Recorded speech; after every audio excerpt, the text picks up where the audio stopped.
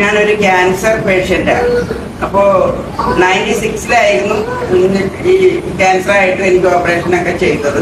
17 വർഷം വരെ അങ്ങനെ വലിയ പ്രശ്നങ്ങളൊന്നുമില്ല.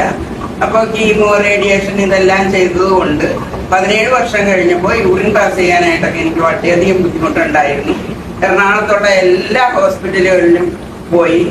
ഏറ്റവും വലിയ ഹോസ്പിറ്റലാണല്ലോ ആസ്റ്റർ, അമൃത, റിനെ, ഇസി, ലൂർദ്, എല്ലായിടത്തും പോയെങ്കിലും അവിടെ ഒന്നും ഒരു ചികിത്സ ഇനി ഇതിനെ സംബന്ധിച്ചില്ല. മൂത്രനാളി ചുരുങ്ങിപ്പോയി എന്നാണ് ഡോക്ടർമാർ പറഞ്ഞത്. അപ്പൊ ഞാൻ ചോദിച്ചു, ഇനി മരണം വരെ ഞാനിങ്ങനെ നരകയാതന അനുഭവിച്ച് ജീവിക്കണോ എന്ന് ചോദിച്ചപ്പോൾ ഒരു ഓപ്ഷൻ പറഞ്ഞത് കവളത്തുനിന്ന് മാംസം എടുത്ത് മൂത്രനാളിൽ വെച്ച് ഒരു ഓപ്പറേഷൻ ചെയ്യാം, പക്ഷെ അത് സക്സസ് ആകുമെന്ന് യാതൊരു ഉറപ്പുമില്ല എന്ന് പറഞ്ഞു. അപ്പൊ അങ്ങനെ വേണ്ടെന്ന് പറഞ്ഞു.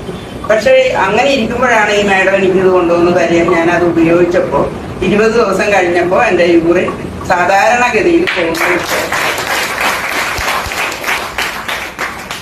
അപ്പോൾ ഞാൻ വിചാരിച്ചു, ഇതുപോലെ വളരെയധികം വേദനകൾ അനുഭവിക്കുന്ന ആളുകൾ സമൂഹത്തിലുണ്ടാവും. അപ്പൊ അവർക്കും ഇതുപോലെ ഒരു നല്ല ചികിത്സ കിട്ടാതെ പണം ഉണ്ടാവും, എന്നാൽ അവർക്കൊരു നേട്ടം ആയിക്കോട്ടെ എന്ന് വിചാരിച്ചുകൊണ്ട് ഞാൻ ഇതിനകത്തേക്ക് ഇറങ്ങുകയാണ് ചെയ്തത്.